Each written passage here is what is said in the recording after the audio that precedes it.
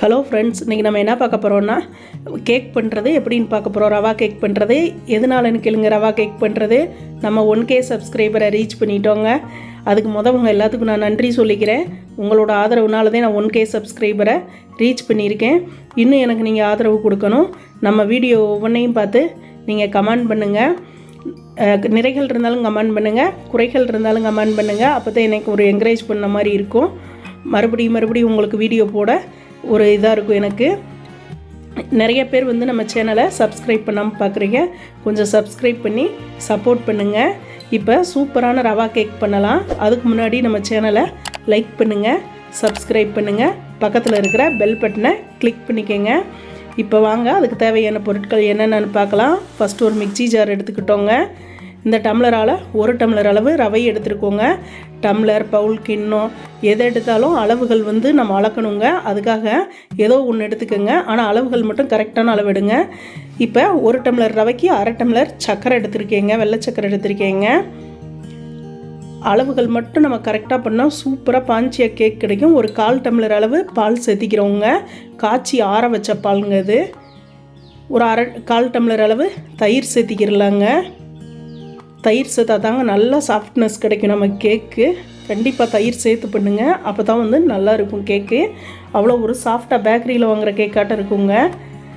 இப்போ ஒரு 1/4 டம்ளர் அளவு சன்ஃப்ளவர் ஆயில் சேர்த்திருக்கேங்க. வாசனை இல்லாத எண்ணெய் எது வேணாலும் எடுத்துக்கலாம். நான் சன்ஃப்ளவர் ஆயில் ஒரு 1/4 டம்ளர் அளவு சேர்த்திருக்கிறேங்க. சேர்த்தி லைட்டாக ஒரு ஸ்பூனால் இதை கலந்து விட்டுடுறேன். ஆயில் உள்ளே போட்டுன்றதுக்காக லைட்டாக கலந்து விட்டுடுறேங்க. கலந்து விட்டு ஒரு 1/4 டீஸ்பூன் அளவு நம்ம ஏலக்காய் தூள் சேர்த்திக்கிறலாங்க. வெண்ணிலா எசன்ஸ் இருந்தால் 1 ஸ்பூன் அளவு ஊற்றிக்கங்க. இல்லாட்டி ஒரு 1/4 டீஸ்பூன் அளவு ஏலக்காய் தூள் சேர்த்திக்கங்க.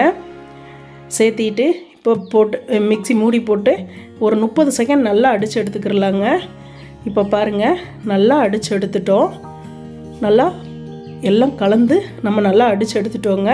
இப்போ இது ஒரு பவுல் எடுத்து பவுலில் மாற்றிக்கிறலாம். இப்போ திக்னஸ் பாருங்கள் எவ்வளோ இருக்குன்னு.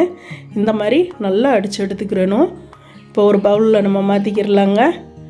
இதை ஒரு பவுலில் மாற்றி ஒரு 1/4 மணி நேரம் நம்ம ஊற வைக்கணுங்க. அதுக்காக மாற்றிக்கிறோம்.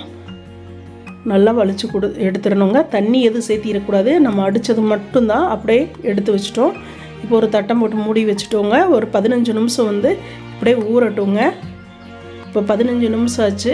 ரவையெல்லாம் நல்லா நமக்கு ஊறி வந்திருக்குங்க. 15 நிமிஷம் ஊற வச்சதுனால நல்லா கலந்து கொடுத்துக்கிறலாம் மறுபடியும். இப்போ பாருங்கள் எப்படி திக்னஸ்ஸாக இருக்குன்னு.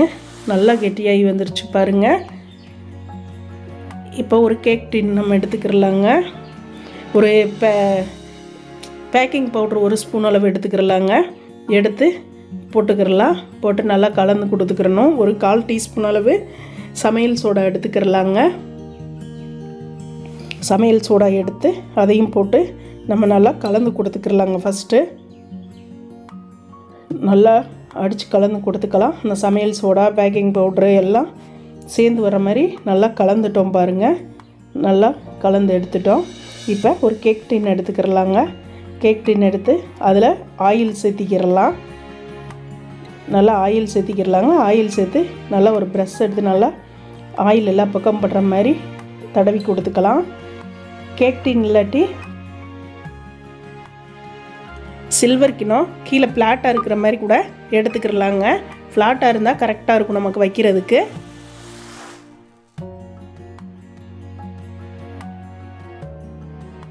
இப்போ இதில் ஆயில் சேர்த்திட்டோம். ஆயில் சேர்த்தி இப்போ இதில் கொஞ்சம் மைதா மாவு இருந்தால் போட்டுக்கலாங்க. 1 ஸ்பூன் அளவு. பட்டர் சீட் இருந்தால் ஒரு பட்டர் சீட் போட்டு அதில் ஆயில் தடவி கேக் ஊற்றிக்கிறலாம். இல்லாட்டி 1 ஸ்பூன் அளவு மைதா மாவு போட்டுக்கிறலாங்க. எல்லா பக்கமும் அந்த மைதா மாவு படணும். சைடுமே ஆயில் எல்லாம் தடவி இருக்கும். அதனால் சைட்லேயும் மைதா மாவு அப்ளை பண்ணுற மாதிரி நம்ம போட்டுக்கணும். லைட்டாக தூவி கொடுத்துக்கிறலாங்க. இப்போ பாருங்கள், நல்லா தூவி கொடுத்துட்டோம். இப்போ இதில் கொஞ்சம் அந்த நம்ம எடுத்து வச்சுருந்த கேக் மிக்ஸை இந்த கேக் டின்னில் ஊற்றிக்கிறலாங்க. கொஞ்சம் கொஞ்சமாக எல்லா பக்கம் படுற மாதிரி ஊற்றி கொடுத்துக்கலாம். நல்லா வலித்து ஊற்றி விட்டுறலாங்க கேக் டின்னில். இப்போ பாருங்கள், நல்லா கேக் ஃபுல்லாக ஊற்றிட்டோம் கேக் டின்னில். இப்போ இதை லைட்டாக தட்டி கொடுத்துக்கலாங்க. சைடில் கேப் இருந்தால் ஒரே மாதிரி வரும். அதுக்காக லைட்டாக தட்டி சைடில் போகிற மாதிரி தட்டி கொடுத்துக்கலாம். அந்த மாவு கேப் இல்லாத அளவுக்கு ஒரு கடாய் வந்து 5 நிமிஷம் நல்லா ஹீட் பண்ணிட்டோங்க. வெறும் கடாயை நல்லா சூடாயிருச்சு. இப்போ இதில் ஃப்ளாட்டாக ஒரு தட்டு போட்டுக்கிறோம். இப்போ மூடி வச்சுட்டோம். நான் கீழே ஸ்டாண்டு போட்டேங்க. ஸ்டாண்டு எனக்கு பெருசாக இருக்குது, மூட முடியலை, அதுக்காக தட்டம் போட்டுக்கிட்டேங்க. இப்போ மூடி வச்சுட்டேங்க. இது மீடியம் ஃப்ளேமில் வச்சு ஒரு 25 நிமிஷம் வேக வைக்கணும். இப்போ நம்ம வச்சு 5 நிமிஷம் ஆச்சு. இப்போ எடுத்துங்க நம்ம நட்ஸ் எல்லாங்க, கொஞ்சம் பாதாம் கொஞ்சம் முந்திரி சேர்த்திருக்கிறேன். போட்டு எல்லா பக்கமும் படுற மாதிரி குட்டி குட்டியாக கட் பண்ணி சேர்த்திக்கிறலாம். உங்களுக்கு என்ன நட்ஸு பிடிக்குமோ அதை போட்டுக்கோங்க. நட்ஸு வேண்டான்னா அப்படியே விட்டுருங்கங்க. இப்போ எல்லாம் போட்டாச்சு. 5 நிமிஷத்துக்கு அப்புறம் தான் எடுத்து போட்டிருக்கோம். ஏன்னா ஃபஸ்ட்டே போட்டால் மாவுக்குள்ளே போயிடுங்க, மேலே நமக்கு தெரியாது. அதுக்காகத்தான் 5 நிமிஷத்துக்கு அப்புறம் நம்ம போட்டுக்கிறோம். மீடியம் ஃப்ளேம்லேயே வச்சு தான் 25 நிமிஷம் வேக வைக்கணுங்க. இப்போ பாருங்கள் 25 நிமிஷம் ஆச்சு. நம்ம வச்சு ஒரு டூத் பிக் இருந்தால் அதில் லைட்டாக எடுத்து பார்த்தோன்னா தெரிஞ்சிருங்க. மாவு ஒட்டாது இருந்தால் நல்லா வெந்துருச்சுங்க. இப்போ நம்ம வெளியே எடுத்து வச்சிட்டோம். கேக் டீனா அப்படியே வெளியே எடுத்து வச்சிட்டோங்க. சைடெல்லாம் பாருங்கள் நல்லா கேப் விட்டு வந்துருச்சு. நமக்கு கரெக்டான பக்குவத்தில் வெந்து வந்தால் தான் இந்த மாதிரி ஓரமெல்லாம் வந்து சைடெல்லாம் வந்து நல்லா அந்த இது கேக் டீனில் ஒட்டாமல் தனியாக வந்துருச்சு பாருங்கள். வெந்தால் தான் இந்த மாதிரி நல்ல ஒரு ஒட்டாத அளவுக்கு வரும். நல்லா சாஃப்ட்னஸும் இருக்குங்க. அவ்வளோ சூப்பராக நமக்கு கேக் ரெடியாக இருக்குது. இப்போ இது நல்லா ஆறட்டுங்க.